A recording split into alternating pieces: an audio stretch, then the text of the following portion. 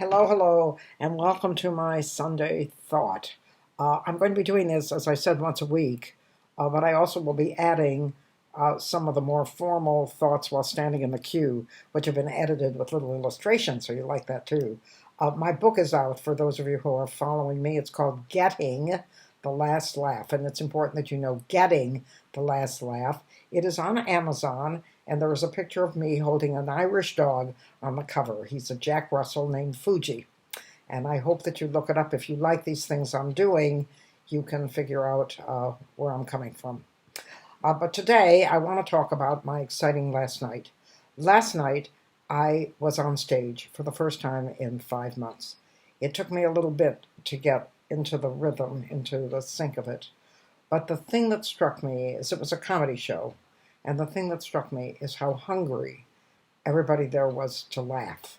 And I have been talking a great deal about my worry about what's happening with social isolation and with wearing masks and how unhappy I am with what this is doing to our sense of socialization. Because all of us are wary of other people anyway, always worried about what they think, always worried about what they're going to say to us. And I think that the lockdown has exacerbated this. And it reminds me, their happiness and their need for laughter reminds me very much of how we felt when World War II was finished. Now, it was much worse in Britain, and your hardship didn't end for several years. But for America, it ended almost immediately. Our boys came home. Um, we It took us a while to absorb the fact that there were many, many young men that we would never see again. Everybody was totally devoted to the war effort, and of course jubilant because we won. And my Uncle Philly, well, everybody was very proud of the members of the family that were in the Army. My father enlisted immediately, and they would not take him because he had ulcers and because I also think he was a little above the age. Um, because I was 8 and 25. He would have been in his early 30s. And that was a little bit above when they wanted to take them to murder them in the war. But my Uncle Philly was the baby of the family. And he served in Japan. And we were very, very proud of him. And what you did in America is if you had somebody in the service, you put a flag in your window so people would know that we had somebody fighting for the cause. And when my Uncle Philly came home, all the brothers were, first place, relieved because he wasn't killed.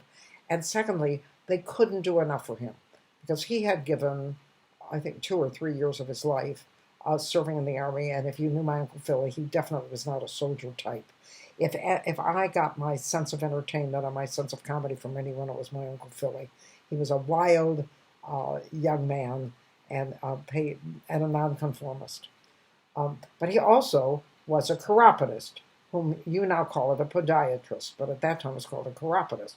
So the brothers, when Uncle Philly came home from the Army, the brothers set him up with a practice, and they put him in a building in Toledo, Ohio, called the Spitzer Building. The Spitzer Building was very avant-garde for its time. It was built in a square around a garden, so that if you had an office on the east side, you could look through your window and you could see the office on the west side that was on the same floor. You could look right in the window if you wanted to. And this was in, what would it be, 1946. I think I've got it right. I think the war ended in 1945. So this would be 45 or 46. So, we were very prudish, and we had very different morals then. Um, and my uncle was very, very handsome and very bad at earning money because he was a wild hellion. But the brothers had great faith in him, and they set him up with a chiropodist's office in the Spitzer Building in Toledo, Ohio. In those days, you were not allowed to advertise. Medical people were not allowed to advertise. It had to be word of mouth. Um, and Nobody knew anything about my Uncle Philly, and nobody cared that he had served 3, 4 years in the Army, whatever it was. Um, and nobody cared that his three brothers had literally gone broke buying all the equipment that they needed to set him up in this beautiful, beautiful office in the Spitzer building. And he would sit for hours with nobody coming in. So as he sat in his office waiting for his first patient, which never happened, uh, he would look across the way, and across the way was a film developing lab. Now this is in the middle 40s. We didn't have pictures on our phones. Pictures were developed in a dark room. Pictures that we took with our little brownie cameras and with our fancy cameras were developed in a dark room. And this lab was right across from my uncle's office. It was his office. And finally, and my uncle would watch, and every day at 3, the shade would go down on this office. And at 5 o'clock, which was closing time, the shade would go up. And it was because they were developing film, and it was a dark room. But my uncle had nothing else to do, so he walked around the building because it was built in a square, and found the office on the other side. And on the door was the name and it was a film laboratory and the telephone number. And then my uncle went back around to his place to sit and wait for a patient, which didn't happen. And the next day,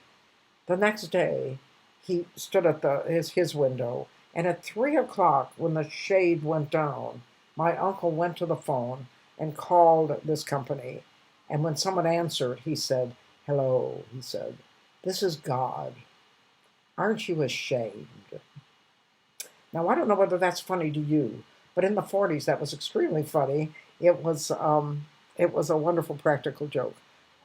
Now, I'm not sure it would work. I'm not sure it would work.